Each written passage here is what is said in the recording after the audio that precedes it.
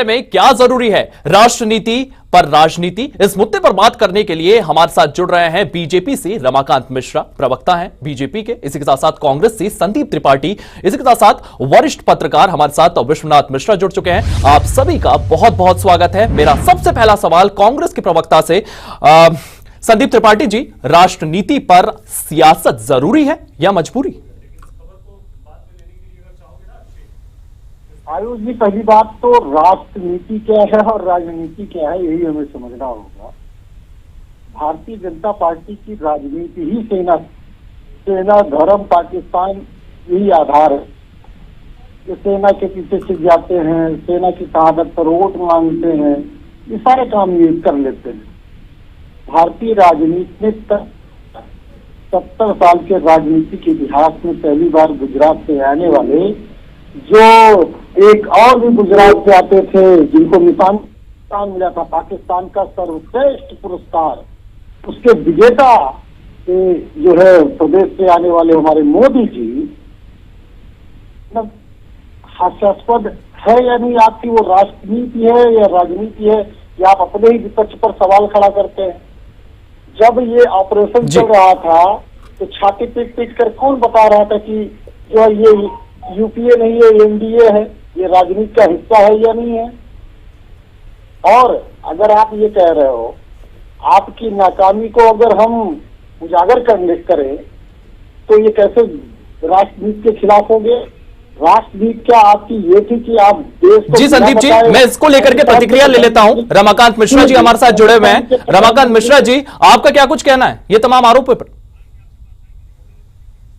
हाँ, call cut गया, तभी तो मैंने लगाया। रमाकांत जी, आपकी आवाज आ रही है? तो रमाकांत जी से हम संपर्क करने की कोशिश करेंगे, लेकिन संदीप जी, जिस तरीके से आपने बात की और यहां पर आप तमाम तथ्य रखते हुए सामने आए हैं, कहीं ना कहीं इस समय राष्ट्र को एकजुट होकर के और पाकिस्तान के खिलाफ जो नैरेटिव हम लोग सेट करना चाह रहे हैं, उसमें कांग्रेस को साथ देना चाहिए ना सर? देखिए, अभी अगर संपर्क हो जाए रमाकांत जी से, मेरा छोटा सा सवाल है कि इस डेलीगेशन का उद्देश्य क्या है, देश भी जान जाए और हम भी समझ लें। जी संदीप जी, पूछ ही लेते हैं ना। रमाकांत जी हमारे साथ जुड़ चुके हैं। रमाकांत जी, संदीप जी ये कहते हुए नजर आ रहे हैं कि इस डेलीगेशन का मतलब क्या है, क्या सेंस है इस डेलीगेशन का, जरा उन्हें बता दीजिए। आप ही जवाब दीजिए, क्या है उद्देश्य? क्या है? देखिए आयुष जी, देखिए आयुष जी, कांग्रेस इतनी भ्रमित पार्टी है जो उसको अभी तक इस डेलीगेशन का उद्देश्य क्या है वही नहीं पता। वो हमसे जानना चाहते हैं। कोई बात नहीं, मैं बता देता हूं। कांग्रेस में दो फाड़ है, कांग्रेस में दो कुनबे हैं। एक तो गांधी परिवार के साथ अगर आप वफादारी करते हैं, एक वो कुनबा है, दूसरा वो है जो शशि थरूर जी अध्यक्ष पद पर जब वो गए चुनाव लड़ रहे थे, एक गांधी परिवार से हटकर चुनाव लड़ रहे थे। संदीप जी, रमाकांत जी की बात सुन लेते हैं, उसके बाद आप अपनी बात रखिएगा। रमाकांत जी, सुन लीजिए भाई, सवाल क्या पूछा, ये कांग्रेस को टारगेट करेंगे? अरे पाकिस्तान, सुन लीजिए भाई, सुन लीजिए संदीप जी, पहले रमाकांत जी को बात रख लीजिए, उसके बाद हम आपके पास आएंगे, आपकी भी बात सुनेंगे। संदीप जी, आयुष जी, संदीप जी, रमाकांत जी आप अपनी बात रखिए। संदीप जी 2 मिनट वेट कीजिए। आयुष जी, देखिए कांग्रेस अभी तक यही भ्रम में पड़ी हुई है जो कि इस डेलीगेशन का उद्देश्य क्या है। अरे भाई, आपने ऑपरेशन सिंदूर लॉन्च किया, आपने ऑपरेशन सिंदूर के अंदर में पाकिस्तान के 11 एयरबेस और उसके 9 आतंकवादी ठिकाने को तबाह किया, और पाकिस्तान का चरित्र क्या है ये आप दुनिया को बताने जा रहे हैं। ऐसे 33 देशों में आपके डेलीगेशन जाएगा और वो डेलीगेशन वहां पर ब्रीफिंग देगा, वहां की गवर्नमेंट, वहां की जनता को बताएगा जो कि पाकिस्तान का चरित्र क्या है। कांग्रेस इसी भ्रम में जी रही है। वो अभी भी कह रही है, जैसे हमने देखा संजय रावत जी क्या कह रहे थे, ये डेलीगेशन एक बारात है।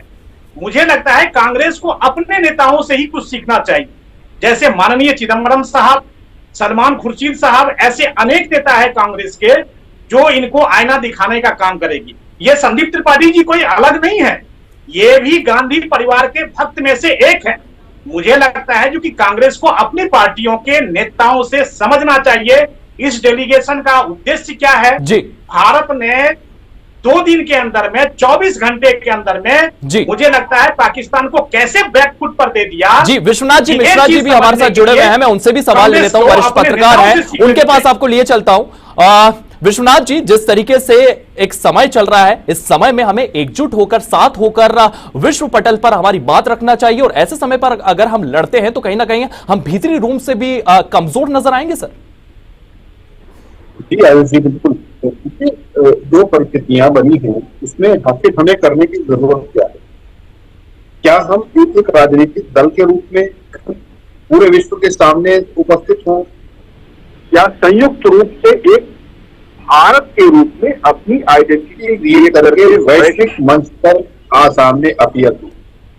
मुझे लगता है दूसरे वाले प्रयास किया गया है जब 7 सर्वदलीय प्रतिनिधिमंडल तैयार किए गए, इसलिए कि भारत का पक्ष रखने के लिए कोई एक दल विशेष न हो, कोई सरकार विशेष के लोग न हो, आवाज नहीं आ रही है, किसी एक स्पेसिफिक मान्यता के विचारधारा के लोग न हो। जी, सभी दलों के लोग हों। 7 प्रतिनिधिमंडल इसीलिए बनाए गए। उसमें भी थोड़ा बहुत चलिए विवाद, चलिए राजनीति में चलता है, लेकिन अगर इस तरीके का, जिस तरीके का बदलाव 2 दिन में एक ये शुरू हुआ है, मुझे लगता है ये नुकसान करेगा। ये अगर मदद करेगा तो केवल पाकिस्तान को करेगा, पाकिस्तान की विचारधारा को मदद करेगा जो वो पिछले 60-70 साल से चला रहे हैं। अगर आज मुजफ्फराबाद में बिलाल मस्जिद तबाह होती है तो मुझे लगता है कि भारत में किसी को परेशानी नहीं होगी। अगर बहावलपुर में मदरसे तबाह होते हैं, ट्रेनिंग कैंप तबाह होते हैं, तो यहाँ पर हमारे लिए प्रसन्नता की बात होनी चाहिए। सर, प्रसन्नता की बात तो होगी, लेकिन जिस तरीके से लगातार बयान भी सामने आते हैं, चाहे राहुल गांधी का बयान हो, चाहे पवन खेड़ा का बयान हो, ये तमाम बयान जो है ये पाकिस्तानी मीडिया में चलते हैं, और कहीं ना कहीं दुनिया में भी एक नैरेटिव सेट करने की कोशिश इन बयानों के जरिए पाकिस्तान करता हुआ नजर आता है। आयुष जी, ये उनके लिए हथियार का काम करते हैं। वो अपने बम से उतनी चोट नहीं कर पाता है जितनी हमारे राजनेताओं के बयान चला करके जितना प्रयास करता है हम पे आक्रमण करने। जी, ये अंतर मंथन का समय है, आत्मावलोकन का समय है राजनीतिज्ञों के लिए। वो ये सोचें कि हमारे आप राजनीतिक दलों के बीच में, मैं नहीं कह रहा हूं सबके एकता होनी चाहिए, सामने होना चाहिए विचारों में, बिल्कुल, लेकिन हम इस तरीके से राष्ट्र के विरोध में न उतरें। थोड़ा सा बढ़ा देंगे क्या? एक राजनीतिक दल का विरोध हम कर सकते हैं, लेकिन तब जब चुनाव होंगे, बिल्कुल राजनीतिक दल है, दूसरे का विरोध करेंगे, चुनाव में जाएंगे, आम जनता का मत लेकर आएंगे, वहां ठीक है।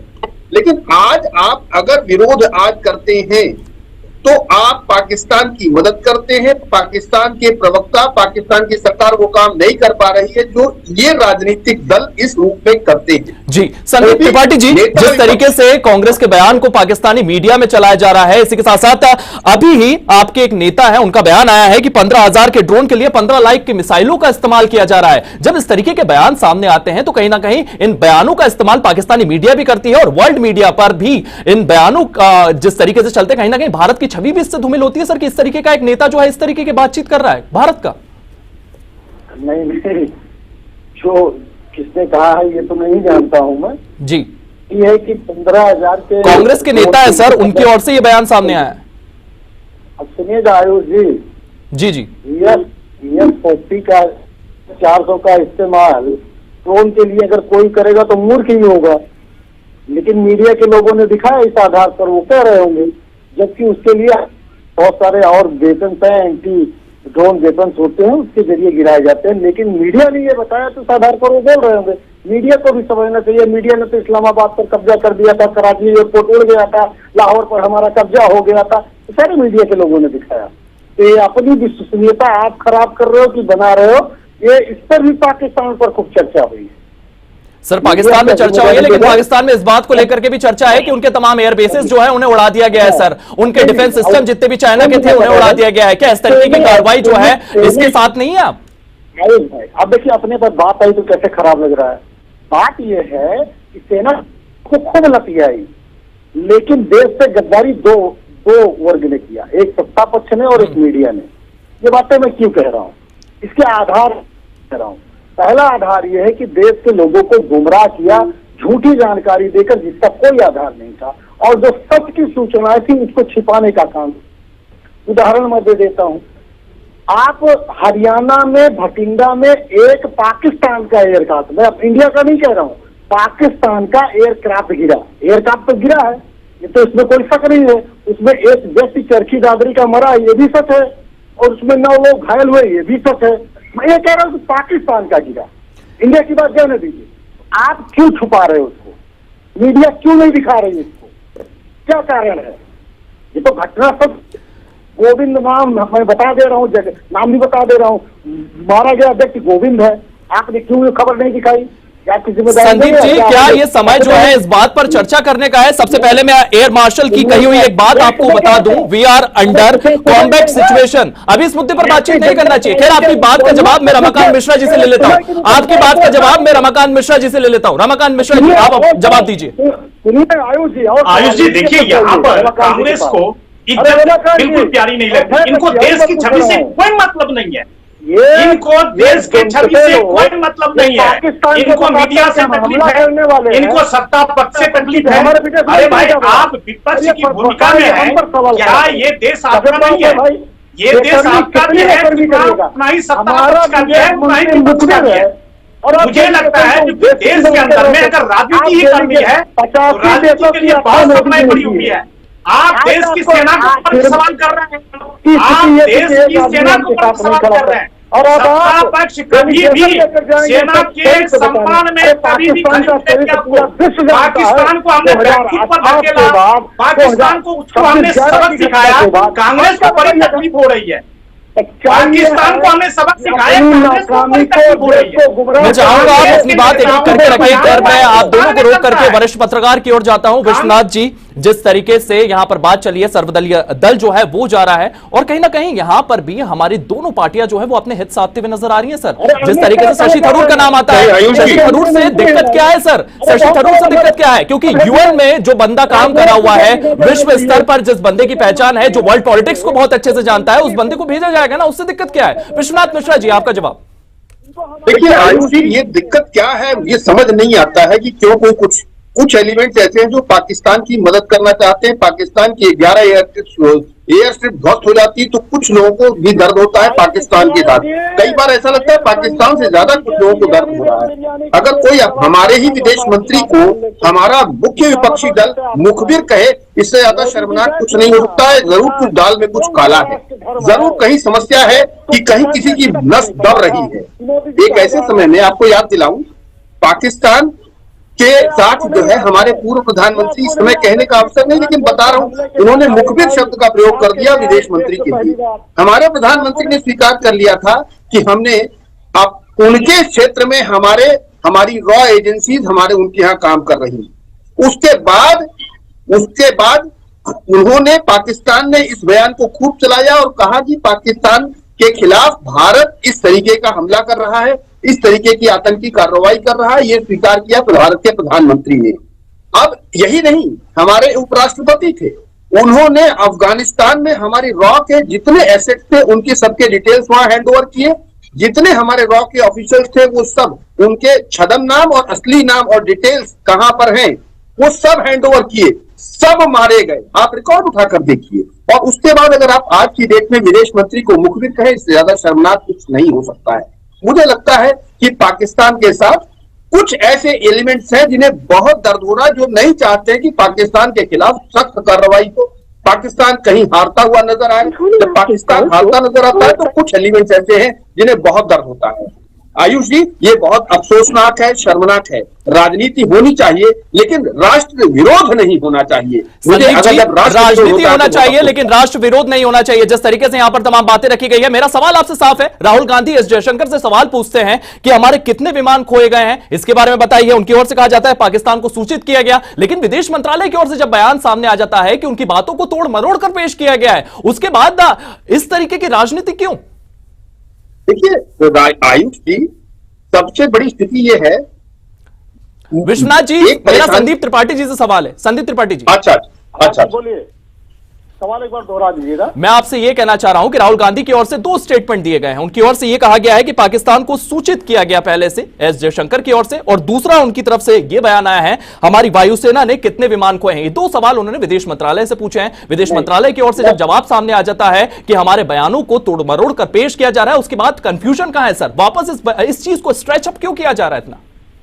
आते आयुष भाई, इस मंत्री ने दिया, और वो बयान में आपको खुला चैलेंज कर रहा हूं कि आप अपने जो है इसी पर लाइव चला दीजिए। जिसको भी इंग्लिश थोड़ी बहुत समझ आती होगी वो पता चल जाएगा कि जो है विदेश मंत्री जी क्या कह रहे हैं। उसमें तोड़ने मरोड़ने जैसी बात ही नहीं है, वो सीधे सीधे कह रहे हैं। पहली चीज। दूसरी चीज, राहुल सवाल नहीं किया कि हमारी वायुसेना ने कितने विमान खोए। राहुल जी ने कहा एक्सपर्ट पोस्ट किया उन्होंने। अब अरे हम भैया हम बैठे, हम अपनी बात बोल लेंगे ना, आपने सवाल कर लिया, जवाब तो सुनिए ना।